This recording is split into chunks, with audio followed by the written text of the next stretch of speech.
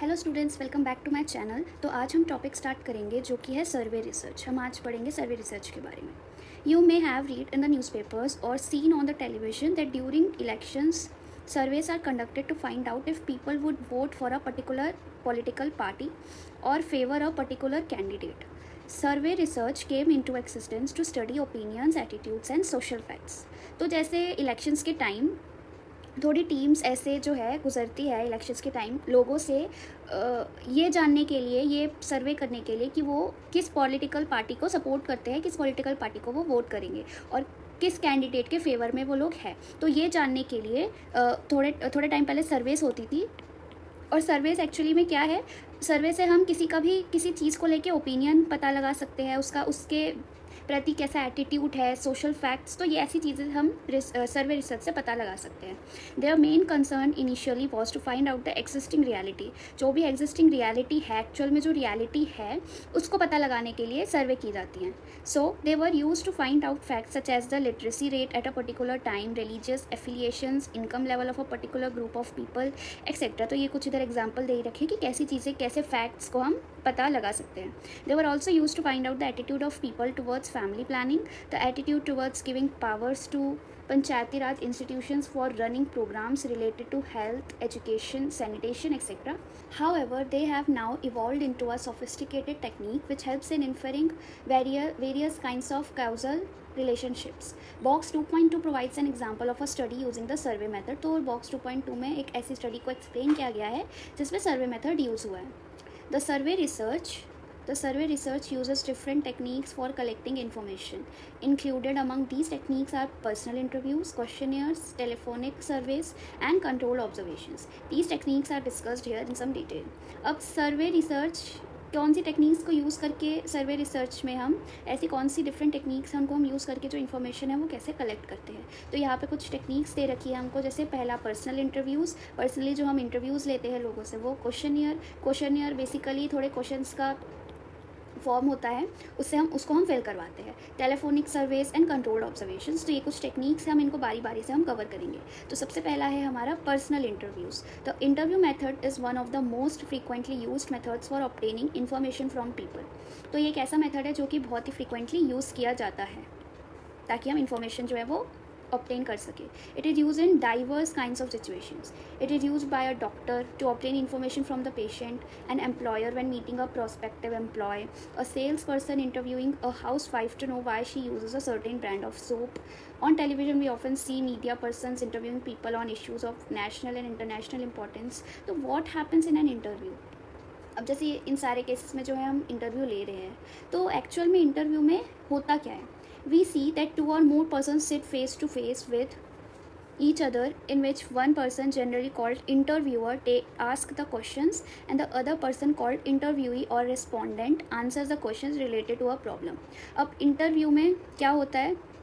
एक होता है पर्सन जिसको हम बोलते हैं इंटरव्यूअर वो जो एक्चुअल में इंटरव्यू लेता है, और वो इंटरव्यूअर ऐसे बहुत से क्वेश्चंस पूछता है, और दूसरी तरफ वो पर्सन जो रेस्पोंडेंट है, जो इंटरव्यू देने आया है, वो उन सारे क्वेश्चंस का आंसर देगा।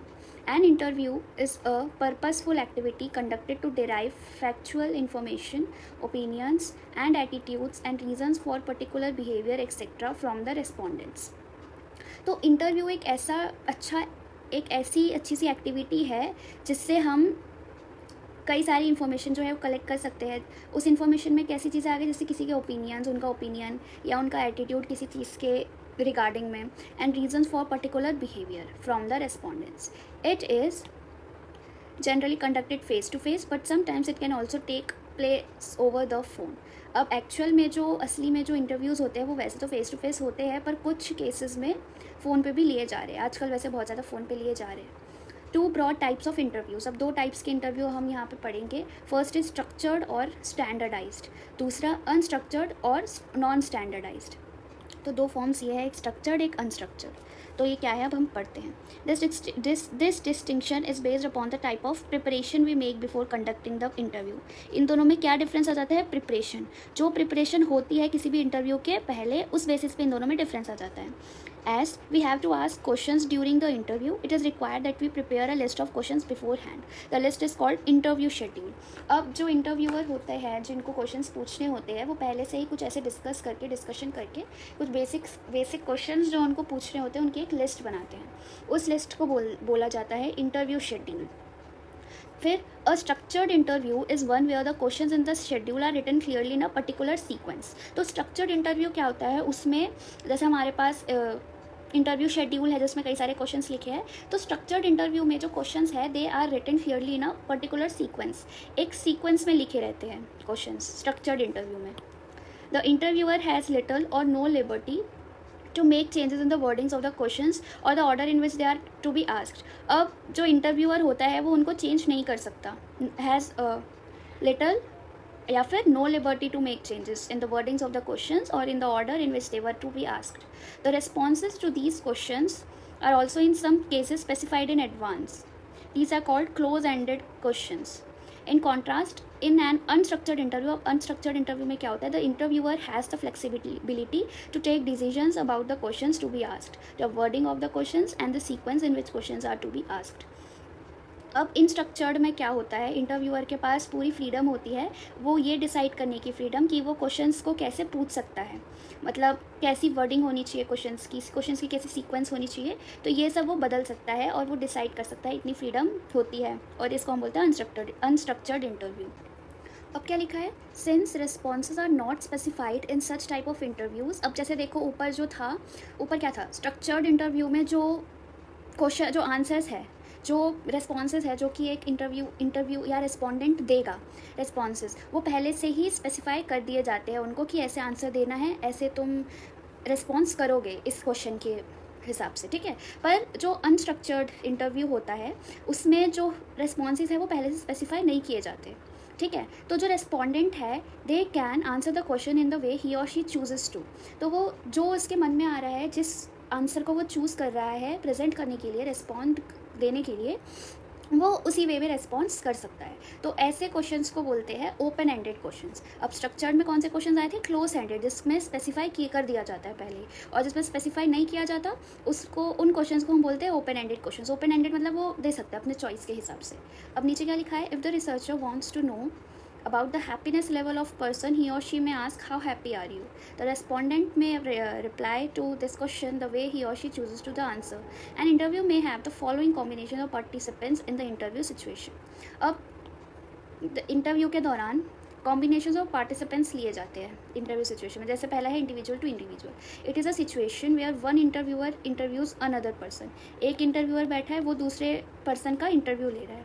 दूसरा है individual to group. In this situation one interviewer interviews a group of persons. One variant of it is called a focus group discussion. इसको फोकस ग्रुप डिस्कशन भी बोलते हैं क्योंकि जो इंटरव्यूअर है वो एक होता है पर वो इंटरव्यू कई सारे लोगों का ले रहा होता है, तो ये फोकस ग्रुप डिस्कशन भी बोलते हैं इसको.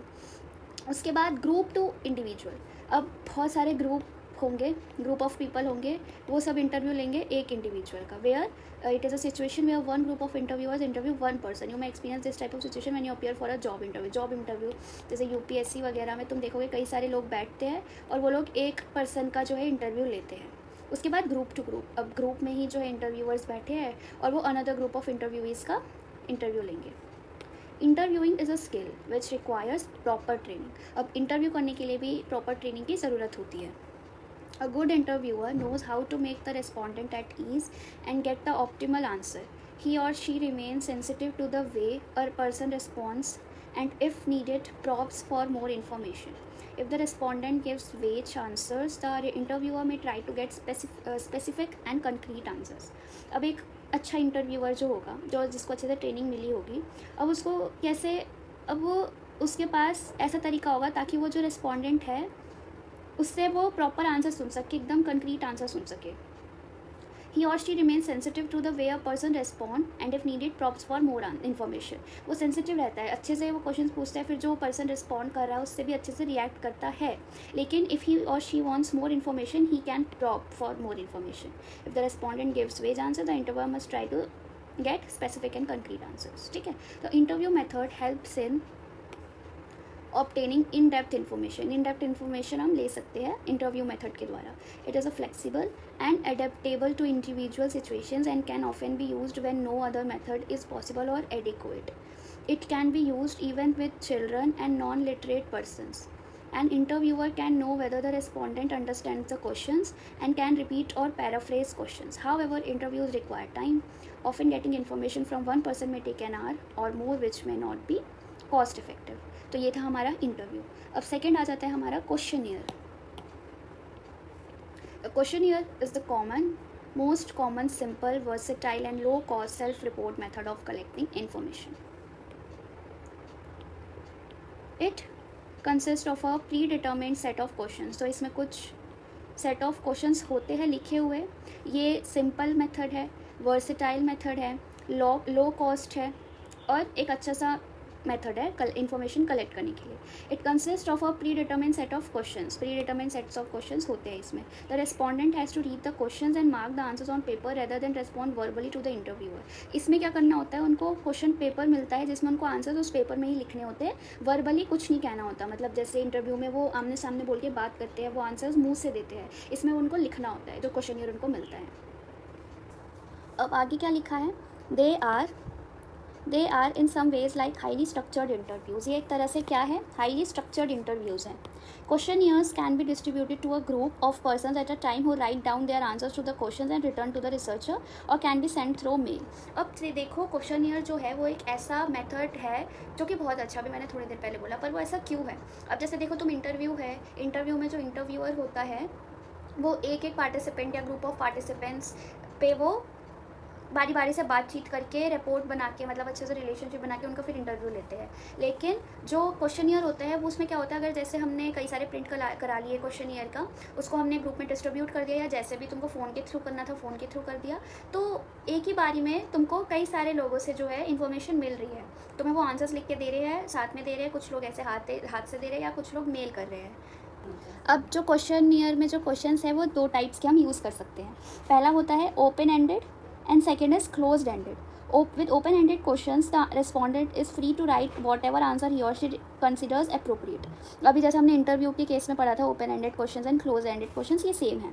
तो ओपन एंडेड क्वेश्चंस में respondent is free to write whatever answer he और शी कंसिडर्ड अप्रोप्रिएट. जो आंसर उसको ठीक लग रहा है वो आंसर लिख सकता है. But in the close ended type the questions and their probable answers are given and the respondent is required to select the correct answer. जैसे मल्टीपल टाइप क्वेश्चंस होते हैं वो क्लोज एंडेड क्वेश्चंस होते हैं. जैसे उसमें उनको रिस्पॉन्सेस करना होता है येस या नो में से, ट्रू या फॉल्स में से, या मल्टीपल चॉइस क्वेश्चंस होते हैं, या फिर वो रेटिंग स्केल देते हैं.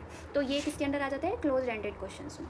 इन case of rating scale a statement is given and the respondent is asked to give his और her views on a 3 point agree, undecided, disagree, या फिर 5 पॉइंट का होता है जैसे strongly agree, undecided, disagree, strongly disagree.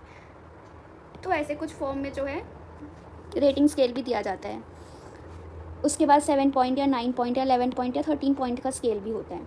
इसका मतलब जैसे अगर क्वेश्चन में है कि डू यू लाइक, या फिर ऐसा do you prefer to live alone, ऐसा कुछ हुआ, तो तुम इसमें क्या करोगे, अग्री, अनडिसाइडेड, डिसएग्री, या कितने भी पॉइंट्स का आंसर हो सकता है. तो तुम अगर स्ट्रांगली अग्री करते हो कि हाँ तुम अलोन रहना पसंद करते हो, तो तुम किस पे करोगे, स्ट्रांगली अग्री पे करोगे, क्योंकि तुम्हें अकेले रहना पसंद है. तो ये इसको बोलते हैं हम रेटिंग स्केल.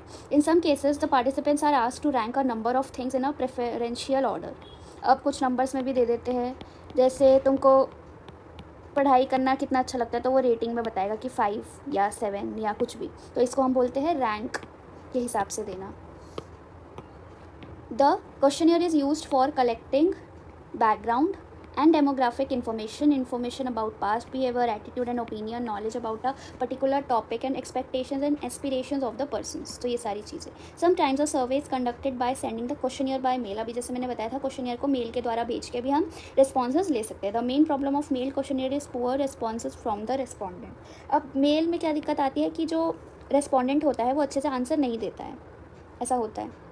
अब उसके बाद आ जाते हैं टेलीफोन सर्वे. टेलीफोन सर्वे में क्या है, surveys that are conducted through telephone के थ्रू जो सर्वेस कंडक्ट की जाती है उनको टेलीफोन सर्वेस बोलते हैं. Nowadays you must have seen programs asking you to send your views through mobile phones SMS. The telephone survey helps in reducing time. जो time consuming की चीज़ है वो इसमें नहीं होती. Since the respondents do not know the interviewer, the technique is fraught with uncooperativeness, reluctance and superficial answers by the respondents.